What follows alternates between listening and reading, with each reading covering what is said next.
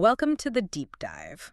We're the place that takes these, well, huge stacks of specialized research and tries to weave them into something cohesive, something you can actually use. When people think about real estate investing, they often focus pretty narrowly. Interest rates, maybe the school district, Zillow prices. As usual suspects. But to really get a handle on it, you need a much broader view. You have to connect things that seem totally separate, like complex financial theory, the real nitty-gritty of managing a property, even, the history of how our cities were built. That's exactly what we're tackling today. I mean, the sources we've got span everything from academic critiques of Wall Street risk models. Yeah, the whole beta debate. Exactly. All the way to IRS rules on tax strategies, negotiation tactics, and even deep dives into housing segregation and urban sprawl. It's quite a mix. It really is. We're jumping from, super abstract financial papers asking if the market even works efficiently. It's really practical stuff, like why maybe giving a difficult tenant their money back might actually save you money in the long run. So the mission, for you listening, is to connect these dots. High finance, on-the-ground tactics, the whole geography of opportunity. It's about building a unified, powerful framework. We want to give you the tools not just to pick a property, but to understand the bigger forces that shape its success over time, bridging that gap between theory and, well, the messy reality of building wealth. It's a big undertaking, but I think the sources really guide us there. Absolutely. We've got the material. So let's start weaving this together. Okay, let's unpack this. Starting with the core financial engine behind real estate. So any investor kind of gets it, right? High returns mean taking higher risks. But the big question for decades has been, how do you actually measure that risk accurately? And in finance, for a long time, the answer was beta. It's sort of the cornerstone of the capital asset pricing model, or CAPM. Right, CAPM. That was a gold standard in academia for ages. It was. And beta, essentially, it measures systematic risk. How much a specific stock or asset moves compared to the overall market. So a beta of 1.5 means it's theoretically 50% more volatile than the market average. And the CAPM idea was higher beta, more risk, therefore you should expect a higher return over the long haul. That was the theory. But the question our sources dig into is, does beta really capture all the systematic risk? And the answer, starting back in the early 90s, seems to be a pretty strong no. Yeah, definitively no. This brings us to that huge 1992 study by Fama and French, Eugene Fama and Kenneth French. They really put CAPM to the test. How'd they do it? Well, it was pretty comprehensive. They took basically every stock on the major U.S. exchanges, NYSE, AMEX, NASDAQ, and sorted them into 10 groups, 10 deciles, based only on their beta. Then they looked at how those portfolios actually performed over a long period, 1963 to 1990. And what came out of it was, well, it kind of blew up the old theory. It really did. Fama and French found there was, and this is their quote, essentially no relationship between the returns of those portfolios and their betas. So the highest beta stocks didn't necessarily give the highest returns? Nope. The link just wasn't there. It was almost flat. It was a massive finding. Wow. So it's like the main tool everyone was using to measure risk didn't actually predict returns. Pretty much. It suggested either the market was way less rational than assumed, or more likely beta was missing something important about risk. And that led them to look for other factors, right? Like company size and value. Exactly. They later expanded their model, saying you also needed to consider if a stock was small cap or large cap, and whether it was a value stock, high book-to-market ratio. Those factors helped explain returns much better than beta alone. So the takeaway is relying only on those traditional, simple risk measures like beta can be misleading. It reinforces that old idea. There's no easy path to riches. You need to understand the complexity. Right. Which, interestingly, brings us back to real estate. Because here, the path to wealth often involves something stock investors try to avoid. Leverage. Ah, yes, leverage. If the fancy market metrics are flawed, maybe we should focus on tested principles. And in real estate, the big one is growing rich on, well, borrowed money using the bank's money. Leverage is like a financial amplifier. Let's just walk through a simple example to make it clear. Okay. Say you buy a property for $400,000. You get a loan for 75%, so that's $300,000 borrowed. Your own cash, your equity, is $100,000. Got it. Now, let's say the property value goes up by 25% over time. Not unrealistic. So property is now worth $500,000. Okay, so it went up $100,000. And I put in $100,000. Wait, that means I've doubled my money. Exactly. Your return on your invested cash is 100%, even though the asset itself only appreciated by 25%. How does that work? Because the bank's $300,000 also benefited from that appreciation. But the gain on that portion effectively flows to your equity. Leverage magnifies your gains. Okay, but let's be fair, it must work the other way too. If the value drops. Absolutely. That's the crucial point. Leverage is a double-edged sword. Yeah. If that same property dropped 25% in value, down to $300,000. Then my $100,000 equity is completely wiped out. Precisely. A 25% drop in asset value becomes a 100% loss on your invested capital.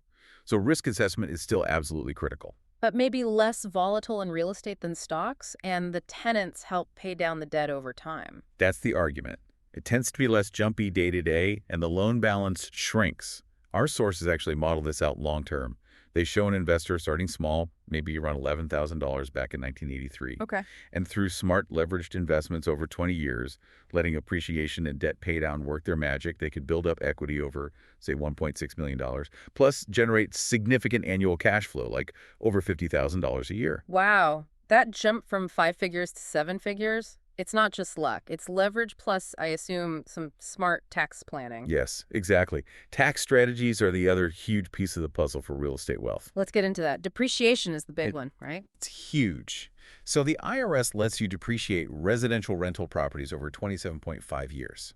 It's a paper expense. You deduct a part of the property's cost each year, which lowers your taxable income, but no actual cash leaves your pocket for that specific deduction. And the key thing, the really powerful part, is that the depreciation is based on the purchase price of the building, not how much cash you put down. Right. That's the synergy with leverage. Think about it. You buy a $500,000 property, maybe you even put zero money down, or very little, like $5,000. Yeah. You still get to depreciate the building portion of that $500,000 over 27.5 years. So more leverage means more depreciation relative to your actual cash invested. Exactly. The source material has a great example. Buying 3 duplexes for $1.5 million total using leverage might let you generate, say, $46,365 in annual depreciation. If you bought $1.5 million property with all cash, you'd still only get around $15,455 in depreciation that year. Same initial money, perhaps, but much bigger write-off with leverage. And smart investors take this even further with something called cost segregation. How does that work? Okay, so cost segregation. It's basically a specialized accounting study. Instead of just lumping the whole building into that 27.5-year bucket, specialists identify parts of the property that, under IRS rules, have shorter depreciation lives. Like what kind of parts? Things like carpeting, appliances, maybe special lighting fixtures. Those might be 5-year property. Office furniture could be 7-year. Land improvements like paving or fences, maybe 15-year property. Ah, I see. By breaking these out, you get to deduct their cost much faster in the early years of owning the property. It accelerates the depreciation expense. So you don't get more depreciation overall, but you get a lot more of it sooner, which means bigger tax savings now. Exactly. It's all about improving cash flow today by front-loading those tax benefits. Yeah, powerful stuff. Then there's deferring the taxes when you sell. We hear about 1031 exchanges and opportunity zones.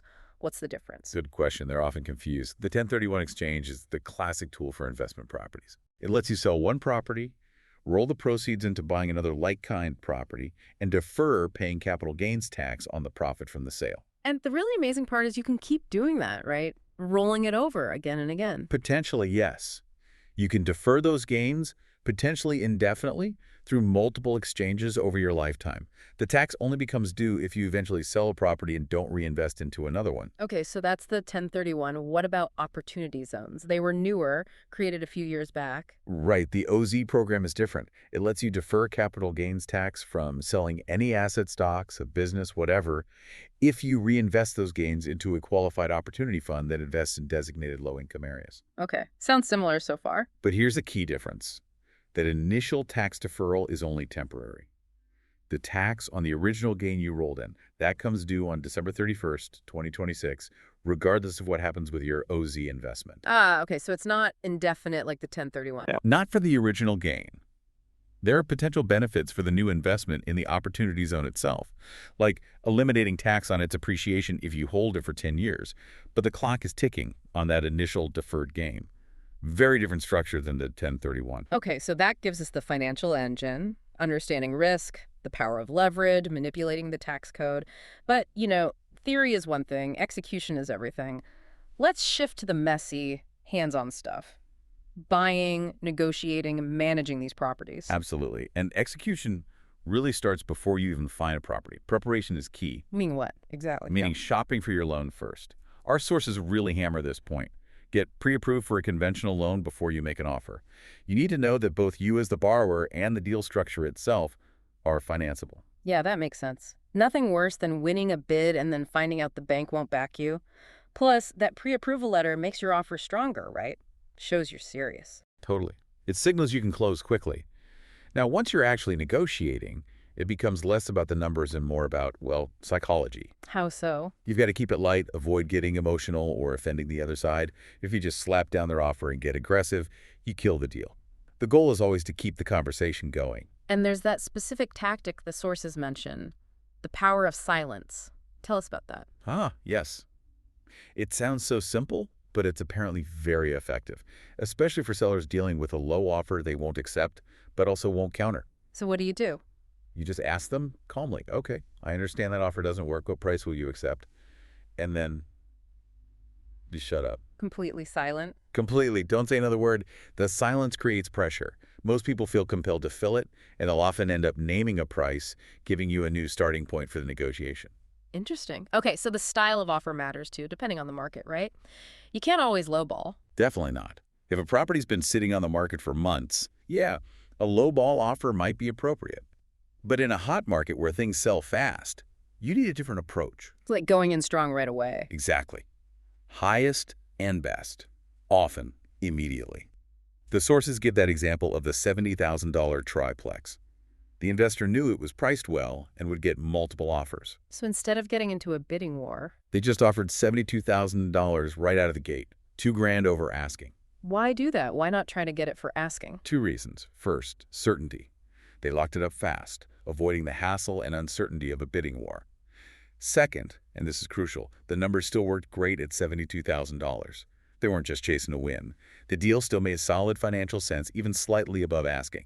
Sometimes speed and certainty are worth a small premium. Makes sense. And once you have that contract, you protect yourself with contingencies. Always.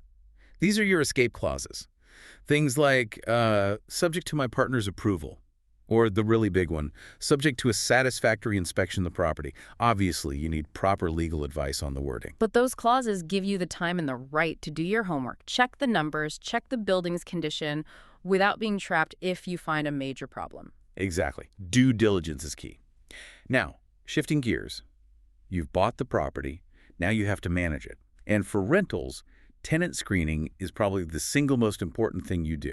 And the sources say go way beyond just the application form. Way beyond. Applications can be fudged, right? You need their permission, of course. But then you must contact previous landlords, not just the references they provide, and verify employment and income, and absolutely run formal eviction checks. Why previous landlords specifically? Because a problem tenant isn't going to list the landlord they stiffed or caused damage for. You need to ask for, like, the last 3 places they lived. Look for gaps. See if the story adds up. You're trying to predict future behavior based on past actions. Did they pay rent on time? Did they take care of the place? Okay, let's talk common headaches. Bugs. Always a fun topic.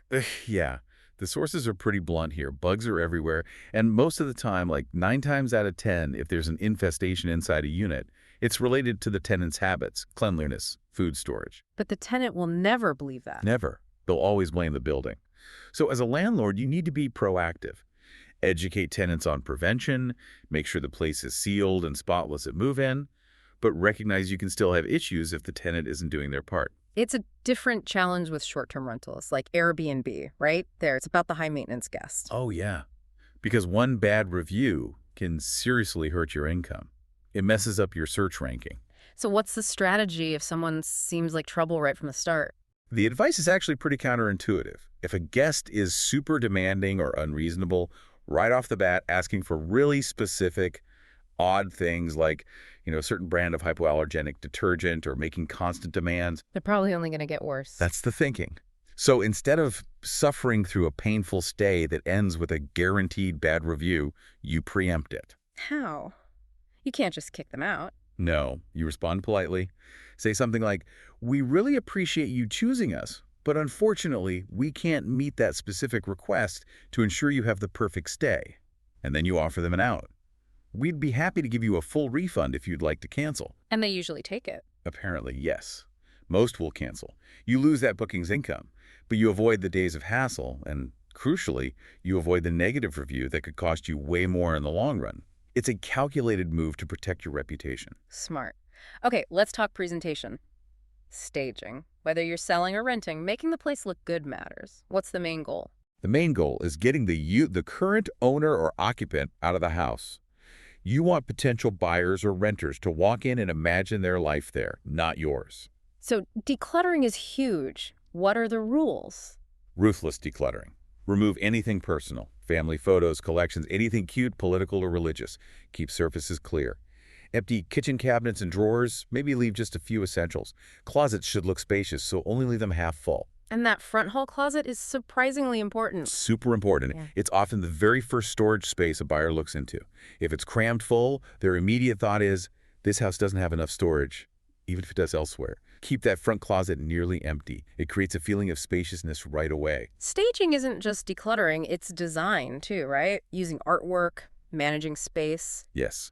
Use larger pieces of art rather than lots of small things. Yeah. It creates a sense of flow, makes the room feel calmer, easier to take in. And then there's negative space. Planned emptiness. Exactly. Don't fill every corner, every wall.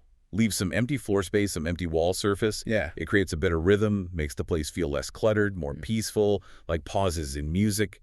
Keep furniture proportional. A sofa shouldn't dominate a wall. And make sure there are clear pathways to walk, ideally 20, 24 inches wide. Okay, last point on execution. The inspection report. Buyer does an inspection, finds a big problem, roof needs replacing, sewer line issue. What does the seller do? The advice is crystal clear. Do not try to fix major issues yourself, even if you're handy. Why not? Save some money. Because seeing the owner's DIY repair work, especially on something critical like a roof or plumbing, scares buyers.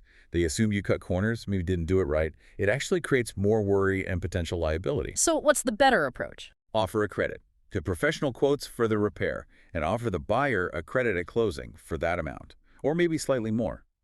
It shows you're being transparent, acknowledges the issue, and lets the buyer hire their own licensed professional to do the work after they own the property.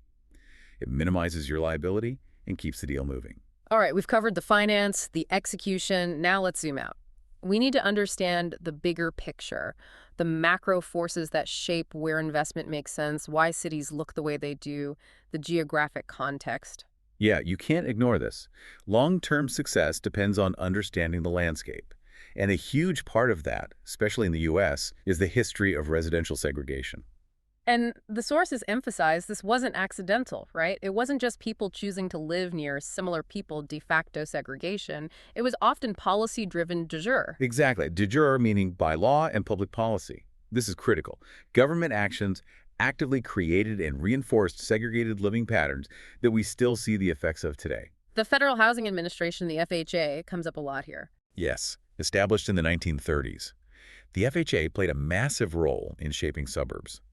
They essentially sponsored whites-only suburbanization by tying federal mortgage insurance to racially restrictive covenants. How did they do that? Their official underwriting manuals explicitly gave lower ratings, making it harder or impossible to get insured loans for neighborhoods that included or were even near non-white residents. This practice, redlining, starved mixed-race and black urban neighborhoods of capital while funneling investment into new, segregated white suburbs. And this wasn't just private housing, it happened with public housing too. Yes, particularly during World War II.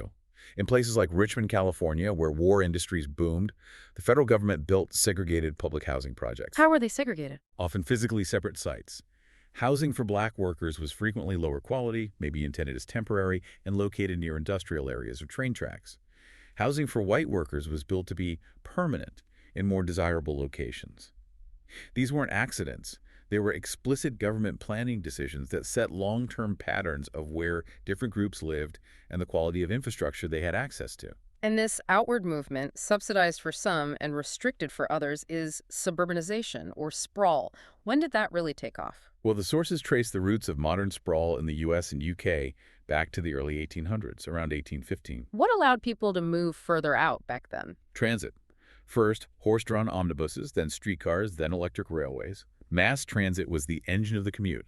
It allowed people to live further from their jobs. In fact, Builders would often follow the transit lines. The presence of a streetcar line was a huge predictor of where new housing would be built. Which brings us to a modern problem, the drive till you qualify issue. People move further and further out chasing cheaper house prices. Right. But the sticker price on the house is only part of the cost. You have to factor in transportation.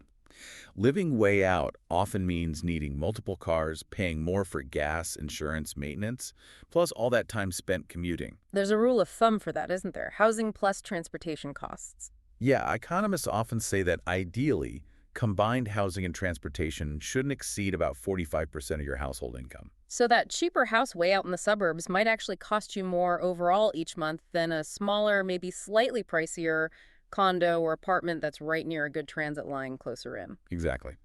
Investors need to think about that total cost burden for potential tenants. High transport costs can make an otherwise affordable rent unaffordable, leading to turnover. Okay, now let's flip back to the successful city centers. There's this idea of the new urban crisis. What's that about? It sounds like success is causing problems. In a way, yes. It's particularly seen in what are called superstar cities. Think New York, London, San Francisco, Boston.